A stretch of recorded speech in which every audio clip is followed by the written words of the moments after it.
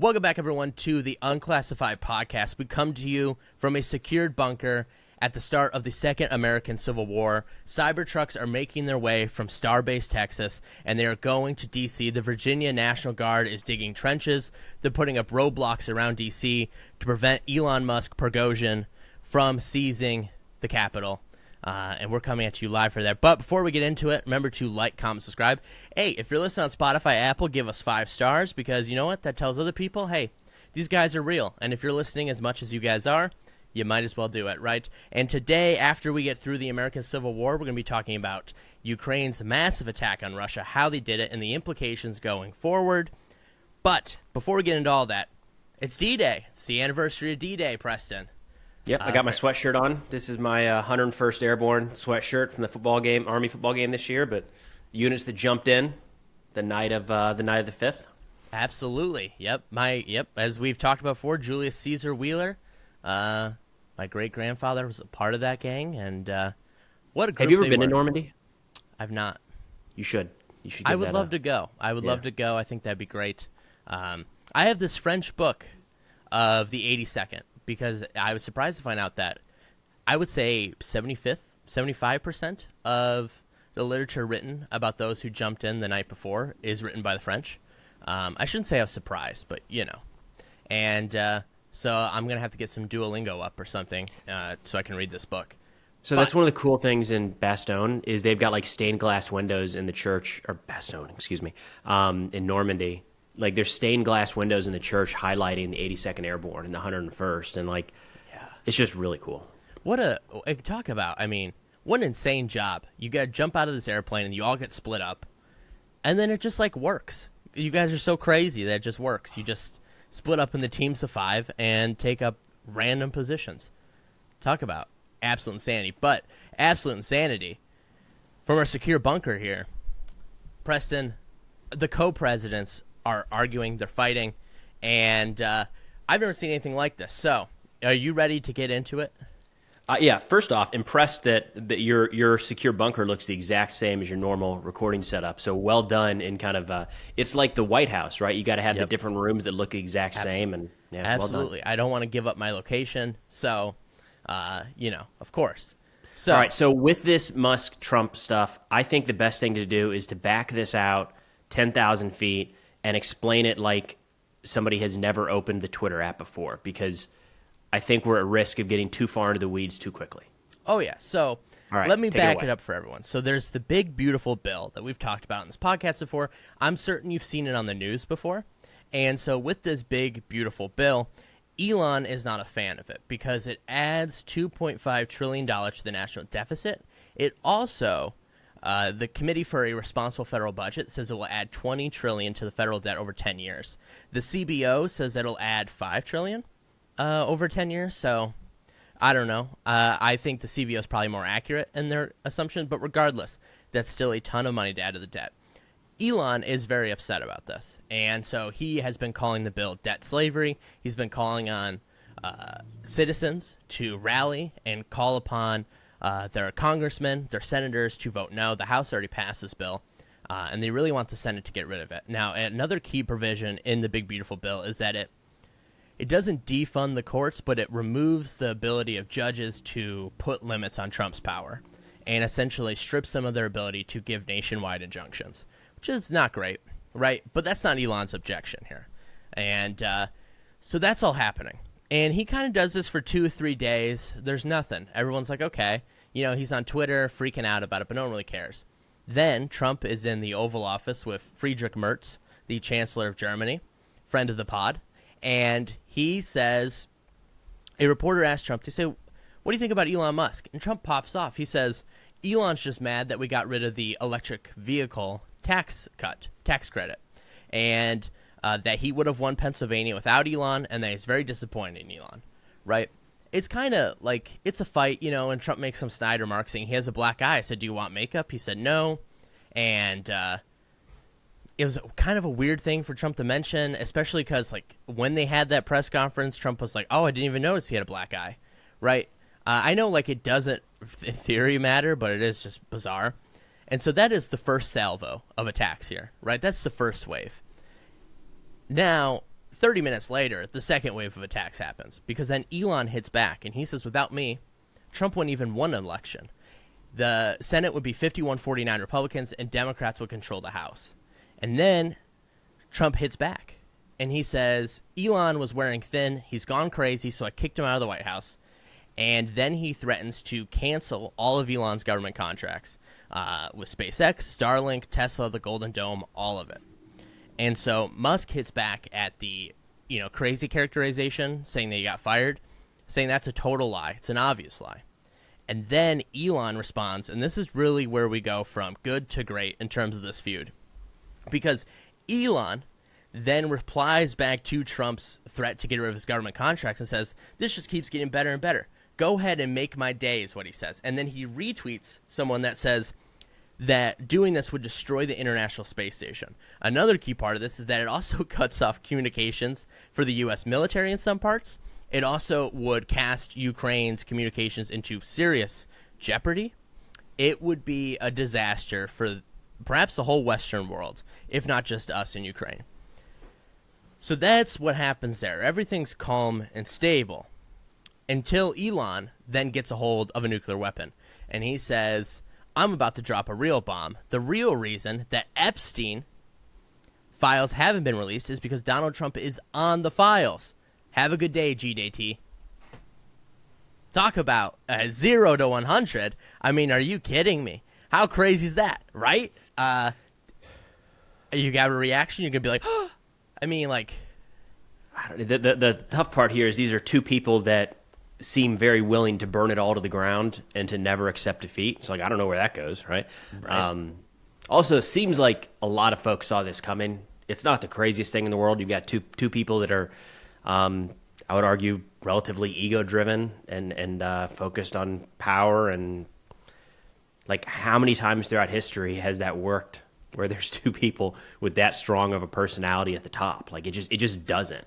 No. So I think it's less surprising that there was a fallout. It was just a degree of what would it be, and would it be public? And as of now, it looks like it's a very public breakup. It's wild to see this playing out. Oh yeah, well, so it doesn't end there because Elon says, well, you know what? If he's going to cancel my government contracts, I'm decommissioning the Dragon spacecraft. But the Dragon spacecraft, for people who don't know, is what gets American astronauts in and out of the International Space Station. It's also a key part of the Artemis program that will put Americans on the moon next year. So by saying, I'm going to decommission this, he's basically saying, biggest middle finger they could possibly be. And then he backs a call. He calls for Trump's impeachment.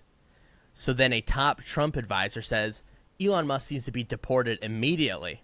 So Steve Bannon, Trump's top advisor, is saying, look, Elon lied on his citizenship forms. He was here illegally and then became a citizen. That is a violation of U.S. law. He needs to be deported immediately, and we need to nationalize SpaceX. Huge. Now, hold on. I think an important correction there. Bannon is not officially an advisor of President Trump. He is outside of the administration. Right. Formerly, he was inside, but now he's not. Right. Yep. They are still closely tied, but you're right. He is not currently employed. And so...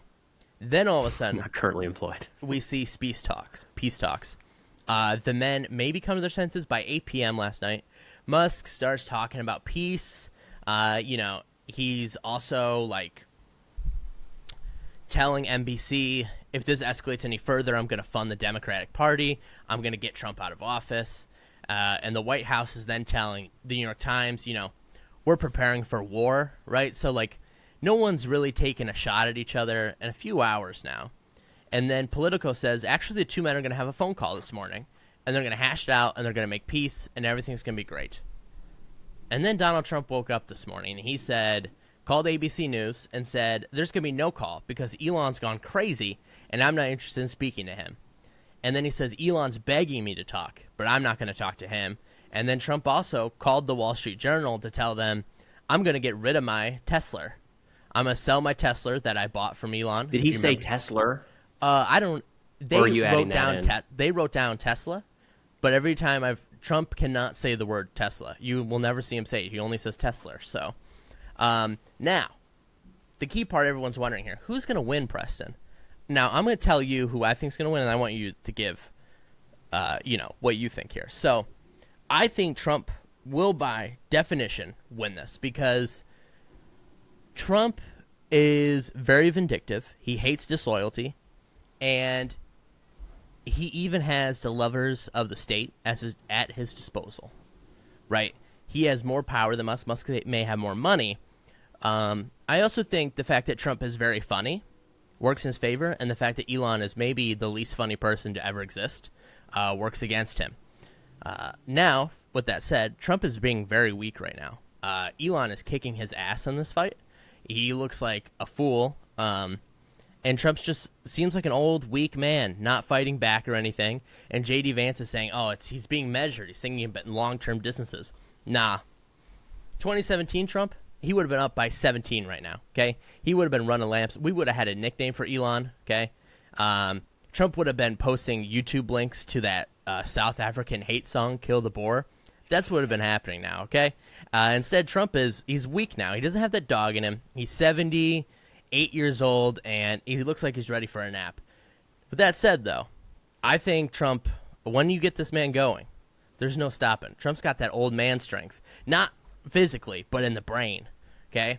And he's going to hit him hard. Now, I will also say, though, the key to being a good authoritarian is that you need to have the ability and the guts to lock up or disappear members of your own coalition. And I don't think Trump has that dog in him, right? You see it with Stalin, Hitler, Saddam, Putin. They all do it, right?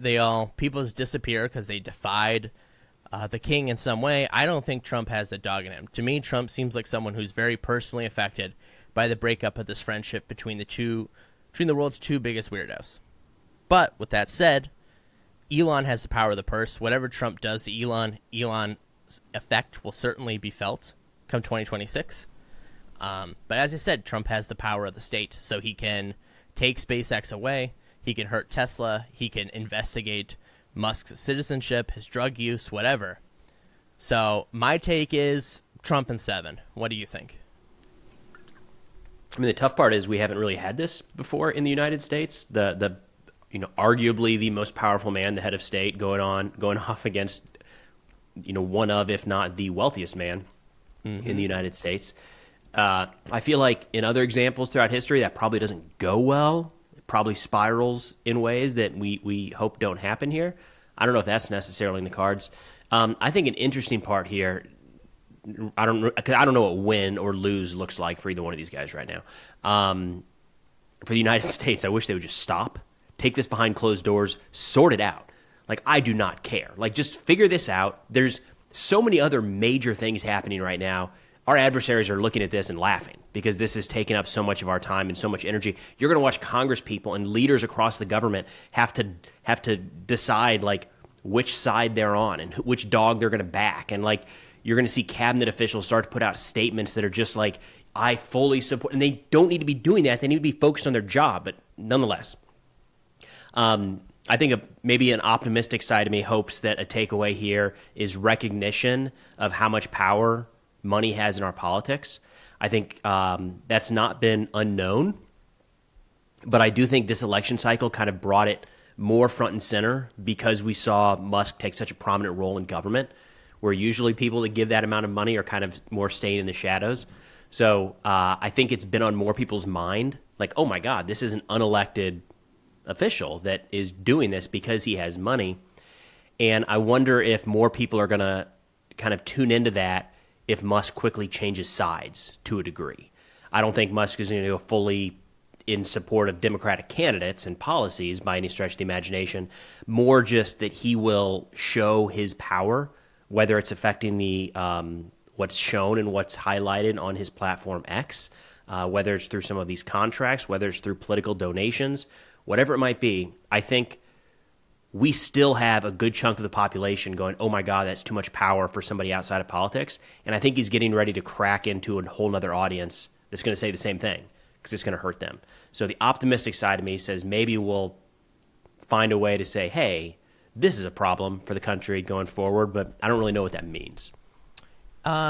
Before the invasion of Ukraine at the UN Security Council, the Kenyan representative said, we have a proverb in my nation. When two elephants fight, it's the grass that suffers. and I think that's maybe the outcome here. But I do think it's interesting to mention that Musk has been offered asylum, political asylum, by Russia. And that is interesting. I also have seen some people say this isn't really that bad for Trump.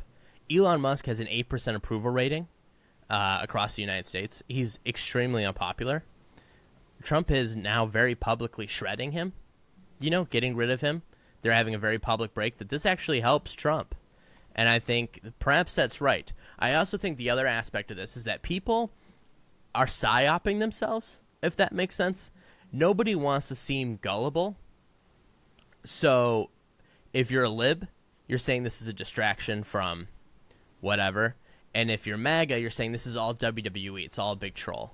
I don't think either one is right. I think people's psychotic inability to just accept that the world is crazy is prohibiting them from enjoying the world's greatest cat fight.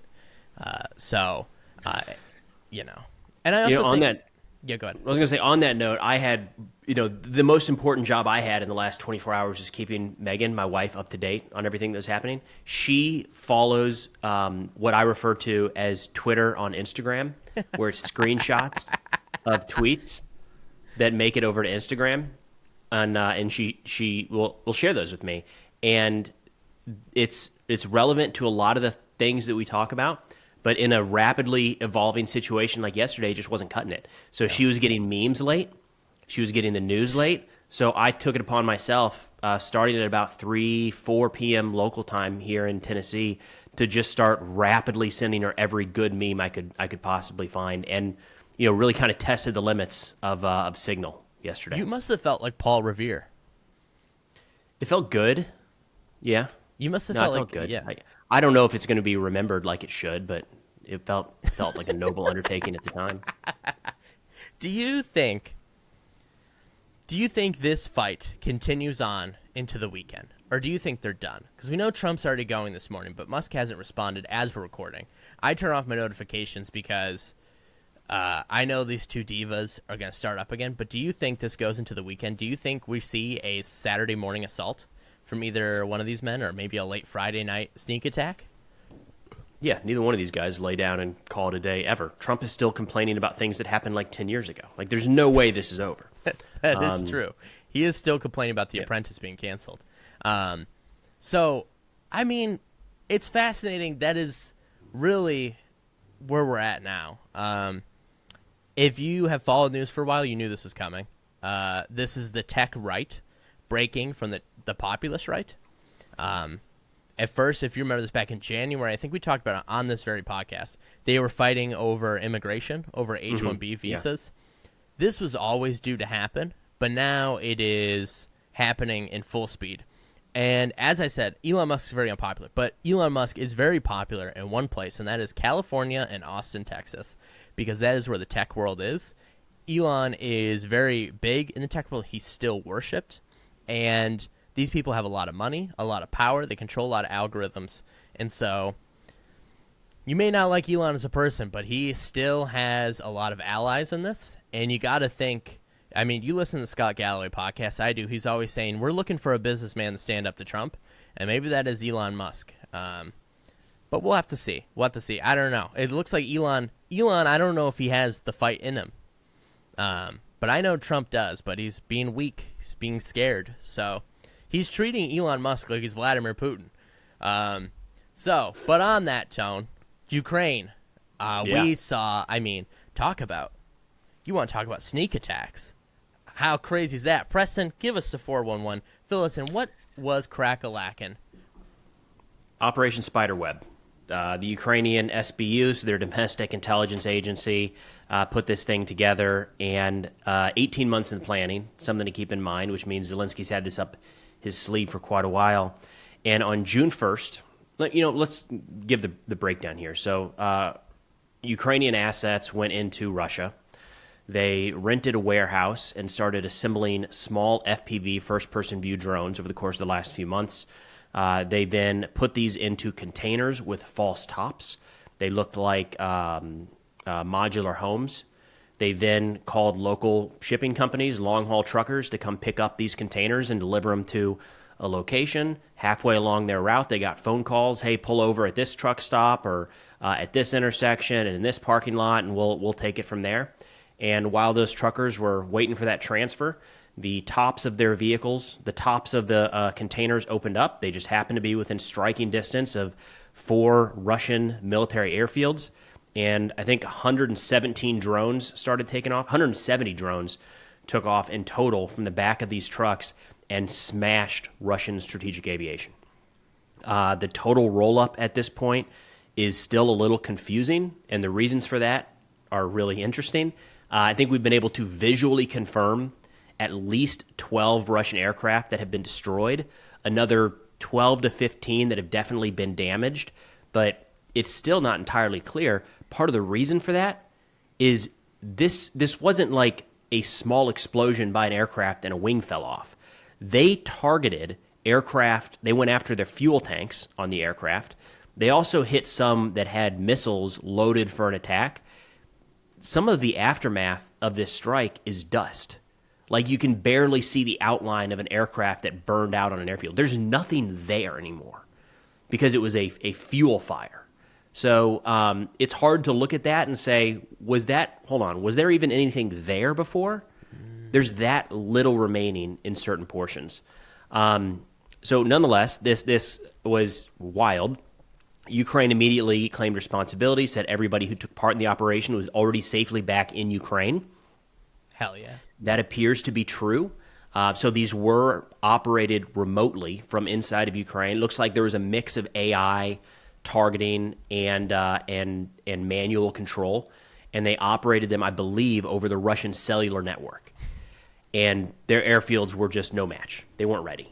There's one picture of a destroyed Tu-22 bomber right next to a Pantsir air defense launcher. That Pantsir wouldn't and here's where, and I know we're going to get into this, of like, is the United States ready? These drones were so small and coming in at such an altitude that Pantsir maybe wouldn't have even picked it up on its radar. And if it did, it doesn't really have the munitions to try to take it down.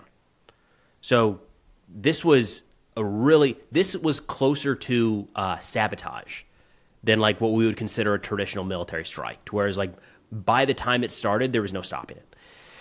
So I would agree that nobody from Ukraine remained inside of Russia at this point, because Russia has not even pretended that they've rolled people up in this operation. They have talked to the drivers. Every one of the drivers told the same story. They picked up their haul from the same location, and things started buzzing in the back of their truck. Most of those platforms then self-destructed after launch. Go ahead, Ben. No, go ahead. Okay, I thought you had an interjection there.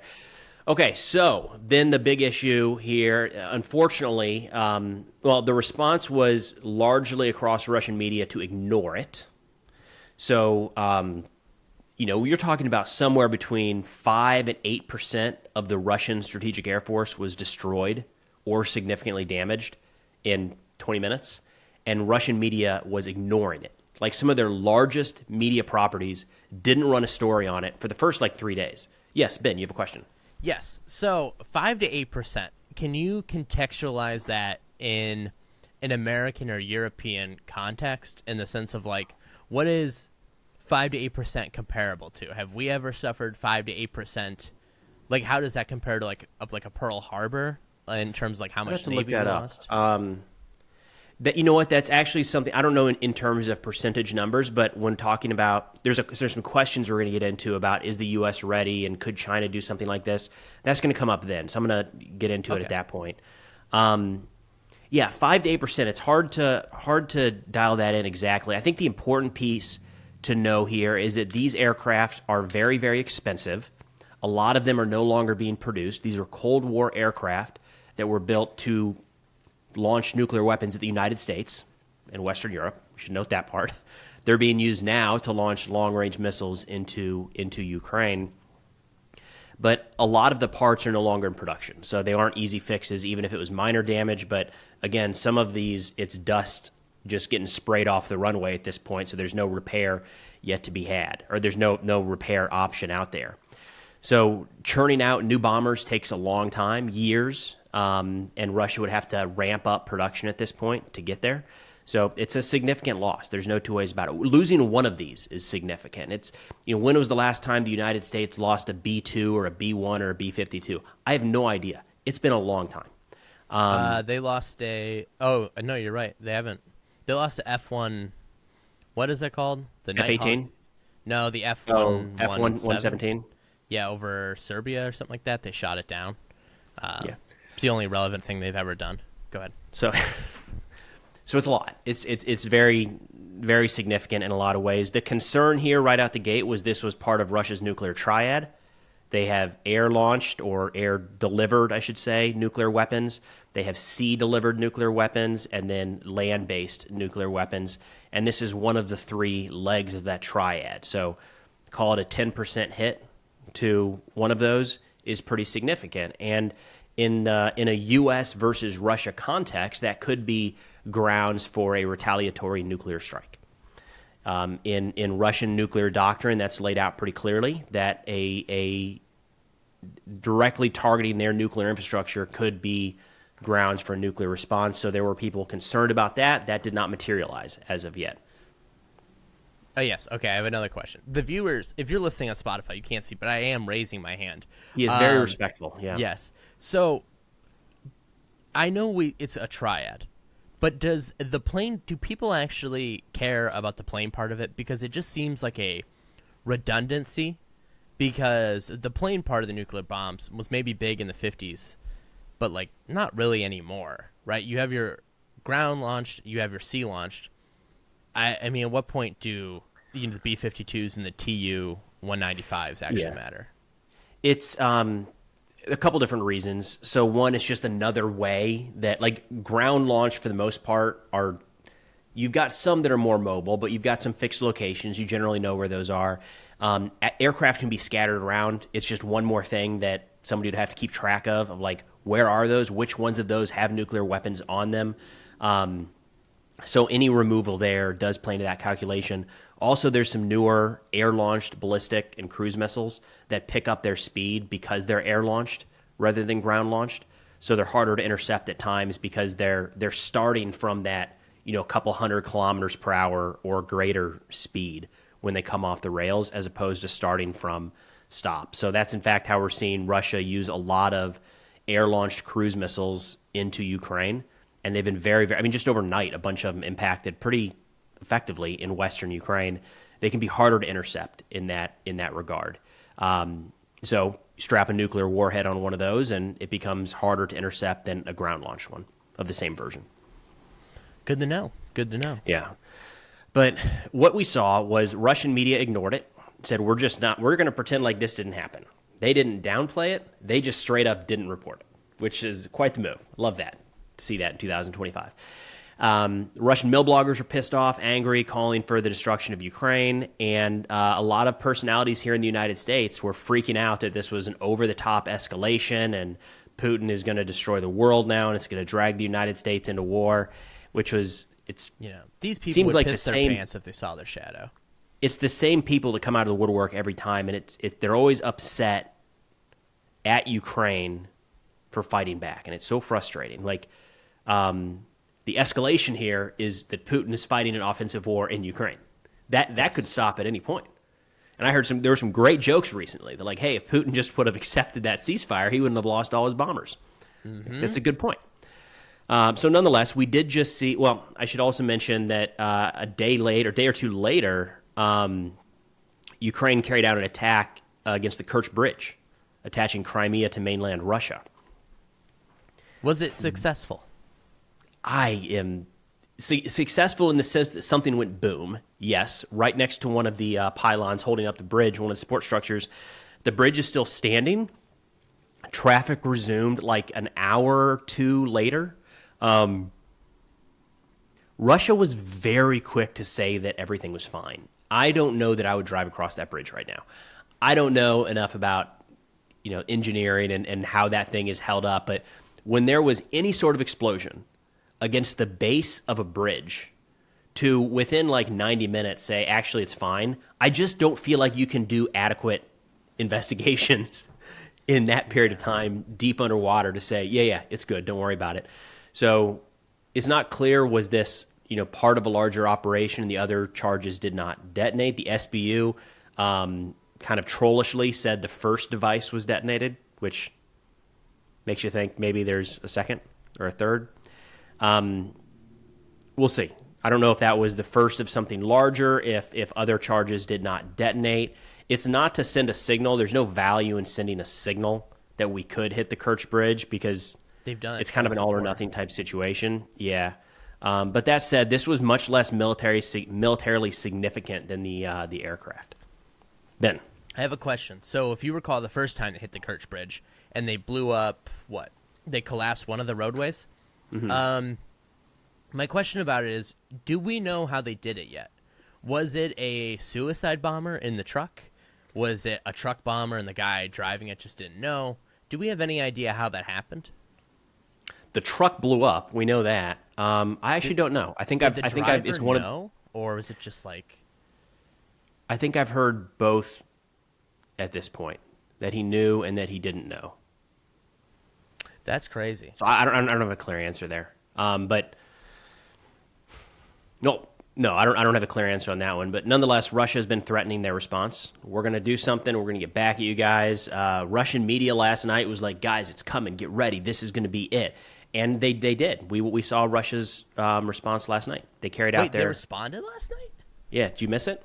Well, I was monitoring the Civil War, so I... Yeah. They, according to the Russian Ministry of Defense, in response to the Kyiv regime's attacks, the Russian military launched a massive attack. So what did they do? It ended up being, let's see, in terms of total numbers, 400 drones and 40 missiles. That's a lot. Is that the biggest of the war?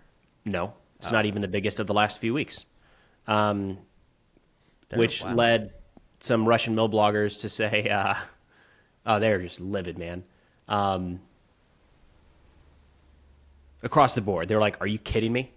This was our response? Like, why even call it a response if it's the same thing we've been doing for weeks? It was a significant attack. I don't want to downplay it, right? And people lost their lives last night. And there's likely some damage based off of some of these impacts, likely some damage to critical infrastructure in Ukraine. So you don't want to write it off entirely, but this does not look drastically different than attacks carried out in the last few weeks. I for sure thought they were going to do that IRBM thing that they did back in the fall. Mm-hmm. I was almost certain that they were going to do that. It looks like one of those had a failed launch yesterday, maybe. So I wonder if that was being considered, and then it blew up on launch and decided, we're not ready. We're not ready. Put them back. Yeah, that is... I for sure thought that was... I mean, if this is how you retaliate, that's pretty weak. That is very weak. So, yeah, did Ukraine successfully repel this retaliation? About the normal issues here. So the Ukrainian statement, let's see, they said 406 out of the 452 munitions were neutralized. Some of those are decoys and just stray off route and crash into an open field, and so they don't engage those. Others were shot down. They say that a fair amount of the missiles did get through.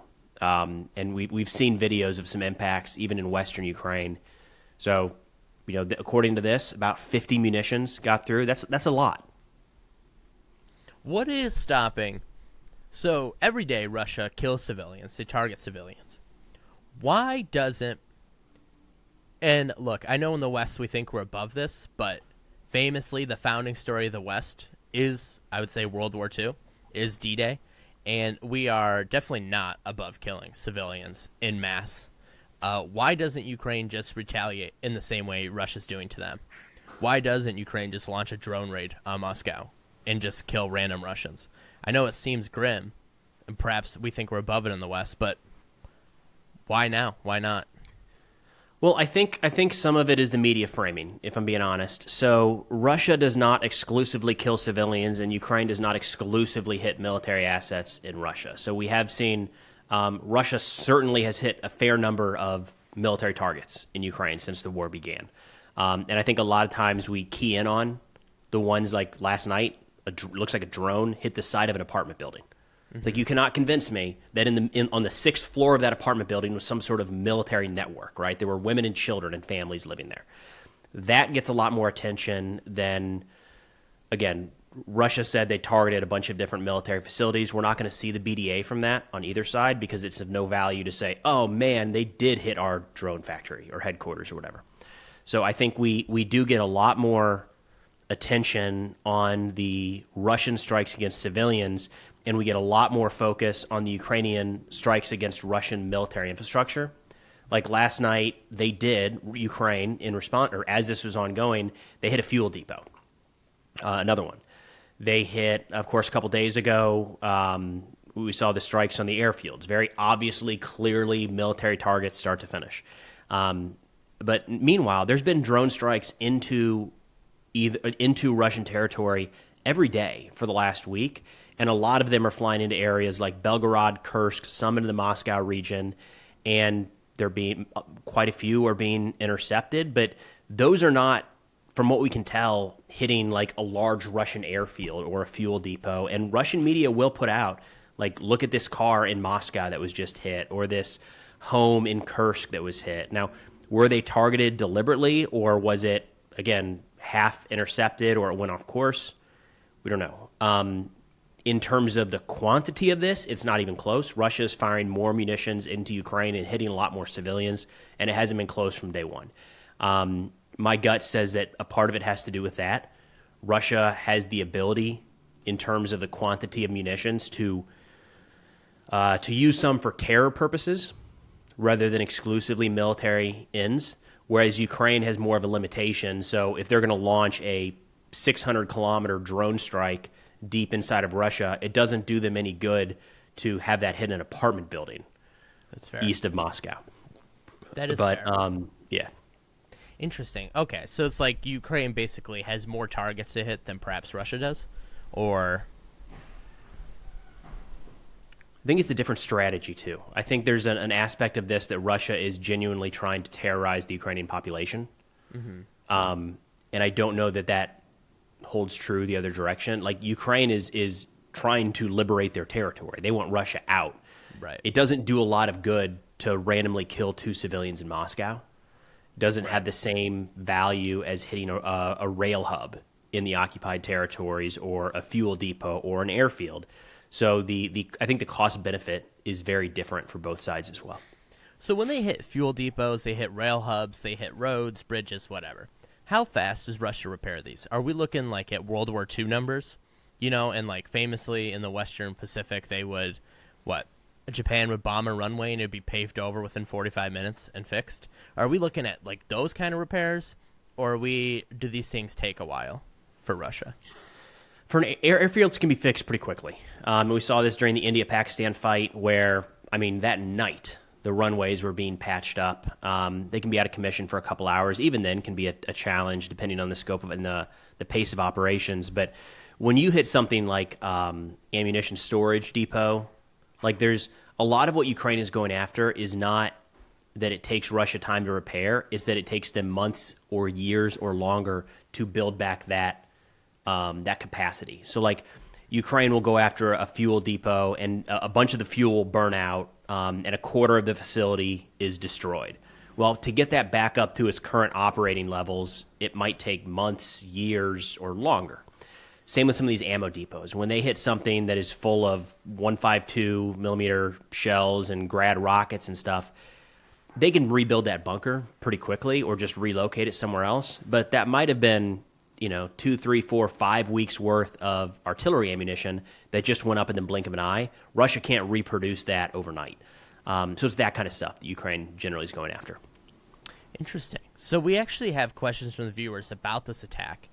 And instead of answering them at the end, I figure since it's so on topic here, we're going to answer them in this topic. So this question is addressed to us. I don't know why I said that. Of course it's addressed to us. Who else would it have been? Who else would it be addressed to? Okay, Thanks for clarifying that. Yeah, so they say, first question, do you believe an attack like what Ukraine carried out in Russia will be replicated inside the U.S., but with civilian targets? It has to be a concern. Something that I think about with the drone war is, so you can't afford to ignore it, but something I think about with the drone war is we see that playing out and we immediately think, oh my God, think of the damage that could do here in the United States. And it hasn't happened yet. And in the peak of the Iraq and Afghanistan wars, I remember thinking, we're going to start seeing IEDs all across the country because they're cheap. They can be very hard to trace. They can do a lot of damage. Anybody can build them. And we're not looking for them. When you drive down the street, you're not wondering, like, is that a pile of trash over there, or is that an IED that's going to blow up and destroy this school bus? And I thought, man, that could really grind our country to a halt and cause just the fear of those being on every street corner. And we haven't seen that at all. And I think it's something similar here, where, like, yes, this could be done in the United States, but what we're seeing play out in, I got to talk with a cool group in Boston about a year and a half ago, where it was FAA, DHS, FBI, local state police, all sorts of agencies that are looking at the drone threat and saying, what do we need to do? And my portion was briefing them on Russian and Ukrainian tactics and what they're using right now. And the concern even then was any one of those could be effective in our airspaces today, and they haven't been. So, like, yes, this new one is more, like, it would do more damage if it was carried out, but we still haven't really seen this. We haven't seen a single FPV flown into, say, a police station, right?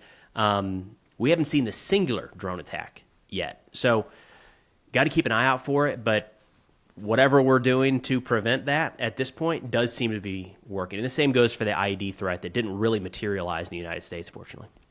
I think it does pose a threat. Not necessarily domestic terror, but I think from another nation.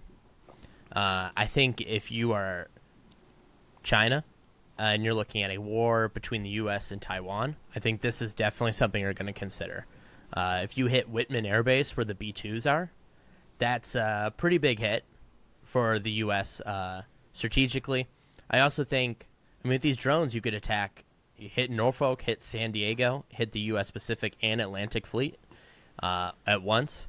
I think it is a grave threat. No, you're right. Maybe it will never metastasize, and maybe we won't see it in a domestic terror context, but I don't know. I think if you're China, you're looking at all these shipping containers you have here, and you're thinking, why don't we do that?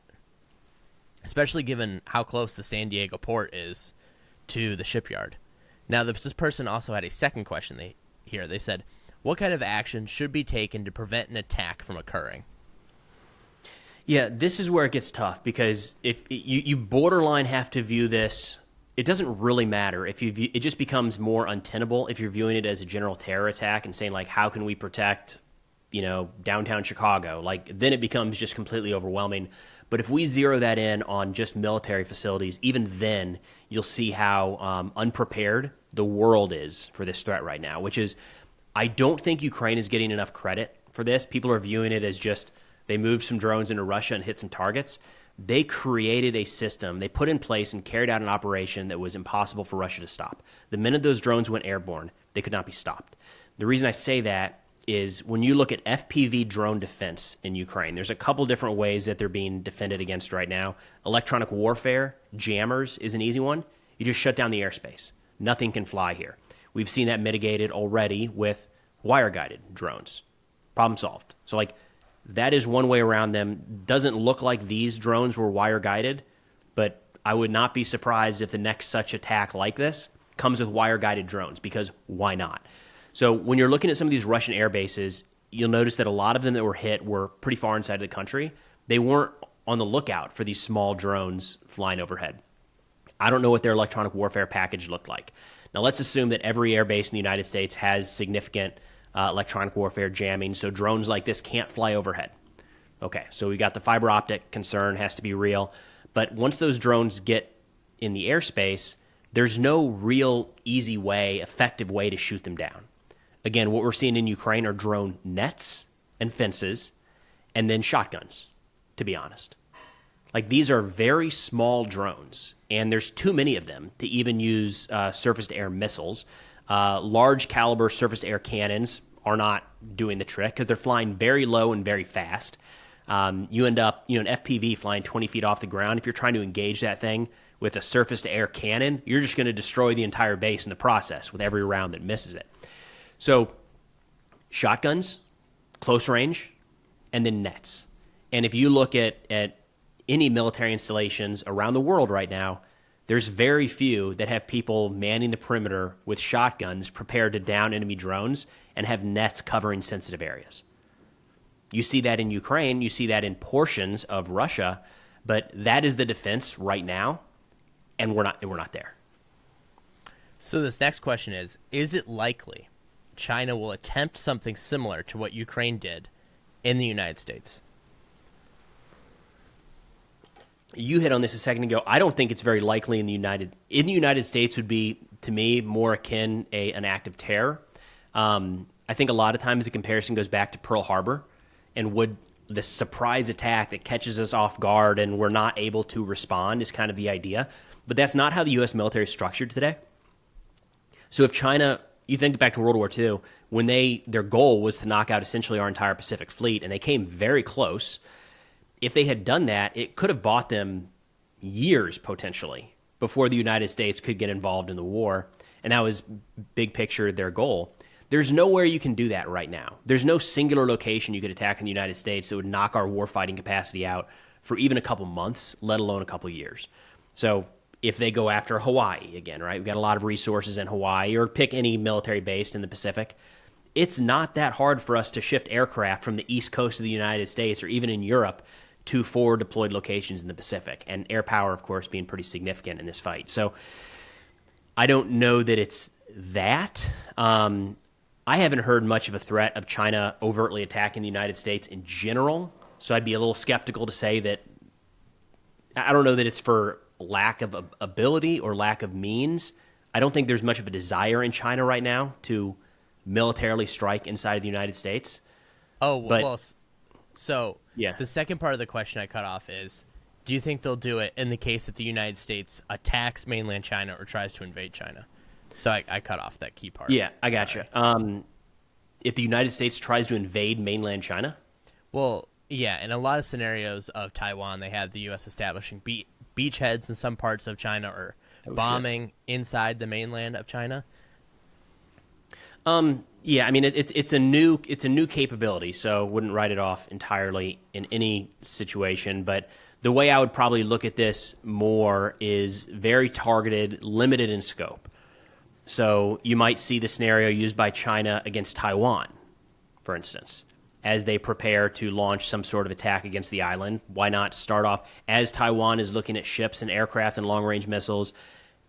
It would be an added burden for Taiwan if all of a sudden these shipping containers opened and FPV drones started hitting all of their air defense sites. That's probably more where I would look than necessarily an attack in the United States right now. I am of the view that I think in the case that there's war between us, should that day ever come, I think this is something that will happen. I think it's probably... I think it obeys, so I wouldn't say it's an escalation either, because if the United States is bombing targets in China during a war over Taiwan, this attacking U.S. air bases would be fair game, or inside the U.S. or attacking a naval base. So I definitely think it's a possibility. And I think the U.S. will have to act accordingly. But the question is, I don't know how able China is to pull this off, especially since, the tuna's out of the can. So we know this can happen. So I don't know if that is something that can work. That's something else where I think we're getting ahead of ourselves with this, immediately looking at this tactic and saying, well, who else can do this today? And the answer is probably not very many people, if anyone. Ukraine has these drones that they assembled in an adversarial country, attached explosive charges to, then connected to a battery source to keep them operational for long periods of time, kept them on. They went without detection. Then they were moved close to a sensitive military site without anybody knowing. Then they were launched remotely and piloted from 1,000+ kilometers away onto their targets. That is not a simple operation, start to finish. I don't know that if China saw this, I don't know that they could pull it off this week already. It would take a lot of time and troubleshooting to get to the level of proficiency that we just saw. Absolutely. Now, back to the main topic of Ukraine here. Yeah. I think we're like so back, Preston. I think we're so back. Trump likes Ukraine again.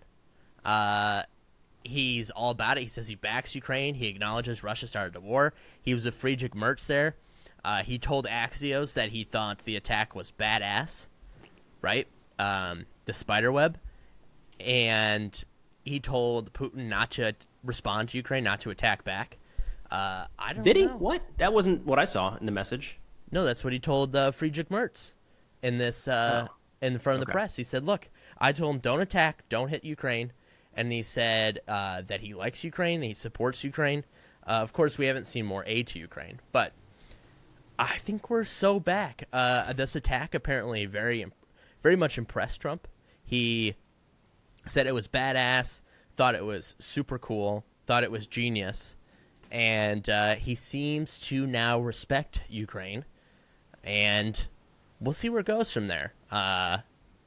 But as far as I know, I mean, even in his readout of his call of Putin, it wasn't really all that pro-Putin, nor did it really attack Ukraine at all. Trump seems to be fully bought in. Now, do you think this is real, or do you think I'm jinxing it like the last time this happened, and then he screamed at Zelensky? You jinxed it. Okay. Yep, it's 9 a.m. Central, so we'll wait to see how long this takes. Hopefully, I'll go ahead and refresh Twitter right now, see if it hasn't happened already. Yeah, I don't think his position has changed at all. And my read, and a lot of the Russian mill bloggers looking at Trump's statement viewed it as a go-ahead, viewed it as Trump saying, like, I'm just not going to get involved with this anymore.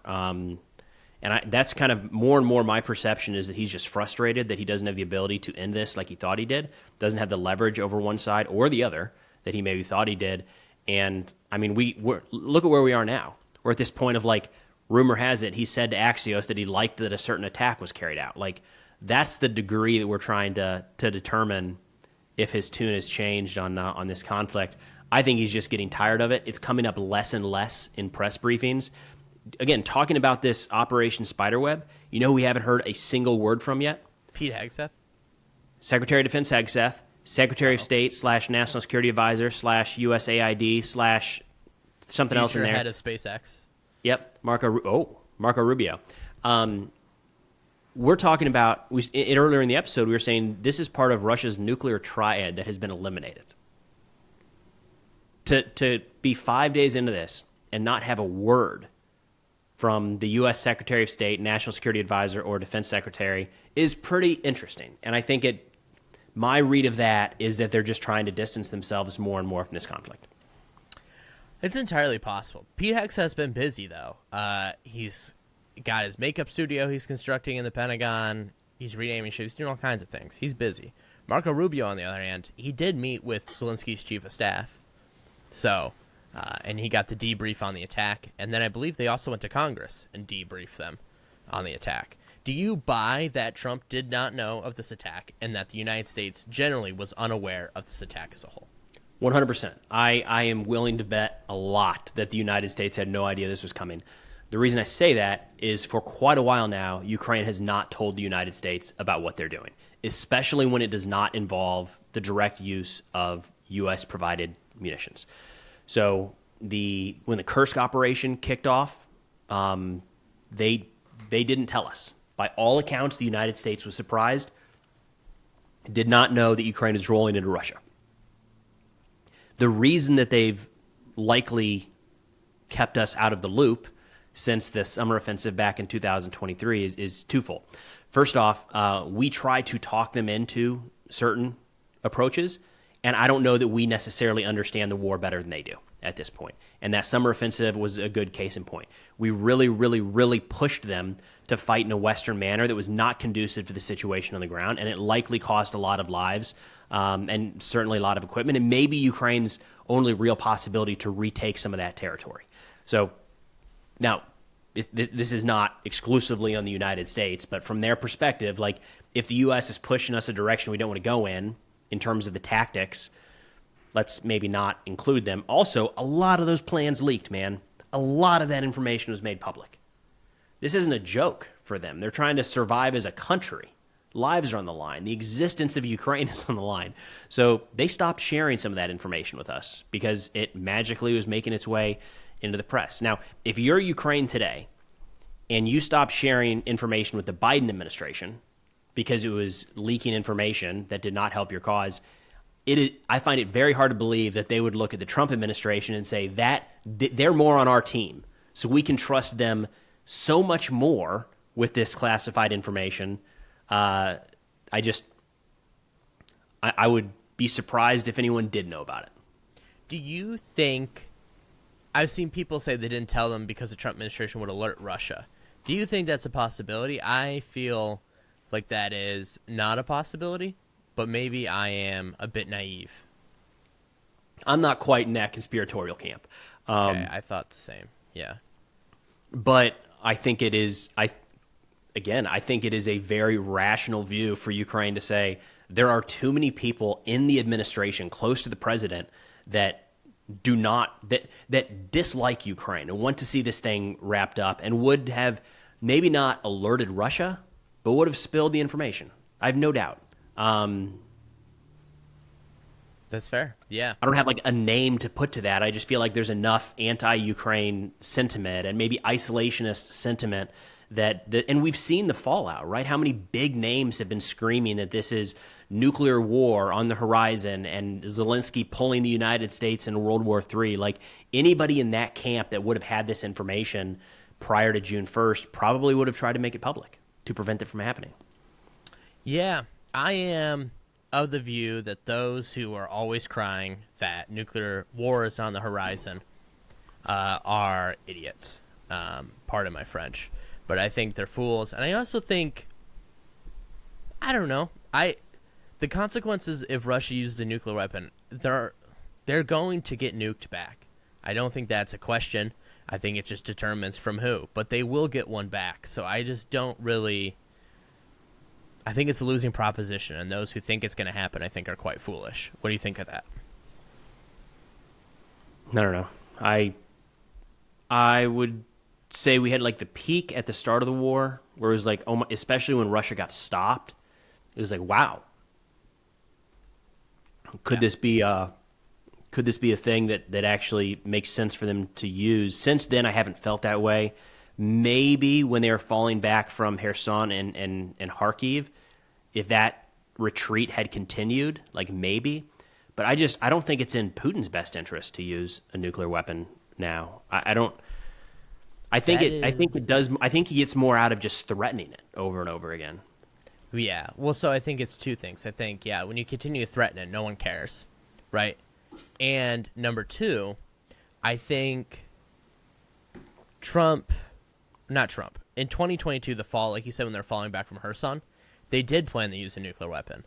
And I believe Bill Burns went to Moscow, delivered a message, and then Lloyd Austin called Shogu, how do you say his name? Shogu. Yeah, Shogu. Called him up and said, look, if you use a nuclear weapon in Ukraine, the United States will directly intervene.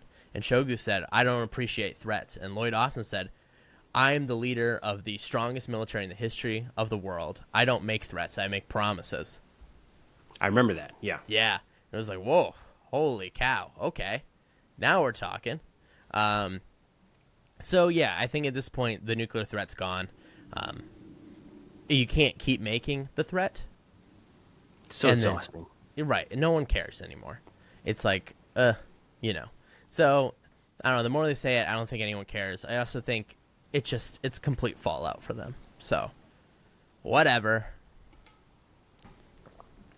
Well, should we talk about Iran real quick? Yeah, let's do a little Iran. What's happening in Iran? Well, we don't have... I want to be careful with this one because this is Iran nuclear talks. There's a lot of, like, he said, she said, and contradictions. But it looks like we offered them essentially JCPOA version 2. Oh. So the Joint Comprehensive Plan of Action, the Obama nuclear deal, whatever you want to call it, that was presented in 2015 and then Trump withdrew us from in 2018. It looks like that's the plan. by and large. The pieces that have been leaked, we do know that Witkoff went to Iran on Saturday and delivered our proposal, and it included things like allowing enrichment up to a certain point, less enrichment than before, but still allowing it. Nothing on their development of ballistic missiles, nothing on their funding of regional proxies. The sanctions apparently were pretty loose. Like, we will loosen sanctions once we think you're operating in good faith. And the way this has been received is, first off, Iran said it was dead on arrival because they're not going to accept any limitations at all on enrichment. Now, the hard line in the United States is no enrichment, United States and Israel. So Iran saying you can't put any limitations there at all is kind of their hardline view. Our hardline view is you can't enrich it at all. So the JCPOA, or even this one, version 2, meets in the middle, and it has people on both sides upset. Sometimes that's a good way to get an agreement. We'll see. Right away, when this news came out about the enrichment and people got pissed off, Trump immediately posted, no enrichment. There will be zero enrichment. And it's not clear, like, wait, was a different deal proposed, or were all of the terms in that deal not accurate? It's, again, kind of a he said, she said, but it seems, I don't think anybody would have been shocked 5 months ago to say that where we are today is close to the JCPOA. I don't think it's perfect, not by a long shot, but I don't know that we have the tools outside of military force to get Iran to completely dismantle. And I don't think Trump wants to go the military route. It's kind of like how Silicon Valley reinvents the bus every few months with the JCPOA. It is like a carbon copy of it. And I'm surprised Iran rejected it. But I do think we're kind of on the right foot. We did get Israel to pledge to not strike Iran. But the caveat unless the deal falls through. Yeah, unless the deal falls through. And I don't know. I hope we make this work. I hope we figure out something that works. And I think that would be great for both nations. But we'll see. We will see. And I am of the view that I don't really think it's worth striking Iran to stop them from getting a nuclear weapon. I think you're kind of just... Once you do that, there's no getting the genie back in the bottle. So I don't think that's worth it. Well, I mean, we should. Are you in favor of a strike, or what do you think? No. I'm in favor of Iran not having a nuclear... This is one where I'm glad I don't have to be the one figuring out the policy decision, because I do not want Iran to have a nuclear weapon. I think that sets a bad precedent in a lot of ways. In what way? They have really increased the technology that they've shared with their proxies over the years. So even 10 years ago, it would be hard to believe that the Houthis would have cruise missiles, and they do. 10 years ago, it would have been hard to believe that Hezbollah has anti-ship missiles. They do. So they're pretty quick to export some of this more advanced technology to their proxies that, you know, they have some control over, no doubt, but also not all of the control. And, you know, the Houthis are not Iran. Hezbollah is not Iran. So if you're worried about one of those countries using a certain type of weapon system, I don't like that. I don't like that it could proliferate out to these other groups. That's the Iranian strategy of deterrence, is they have all these proxies that can act on their behalf. So you don't go after Tehran, because doing so, you would trigger a response from Hezbollah and militias in Iraq, Houthis, and others. If some of those proxies have so if you're Iran, it would make sense at some point down the road to arm those proxies with nuclear weapons, because that's now you've got the ultimate deterrent from anybody coming after Tehran. Not only are you going to catch some 107 millimeter rockets at a military base, you've got to worry about the Houthis down there with a nuke. So I can see how Iran would want to get there. I also don't like the idea. I don't think more nuclear weapons is a good thing at all. I don't like any country. I don't like any view that somebody can look at it and say, well, they did it. They got there. I just think more countries that have nuclear weapons probably leads to a less stable world.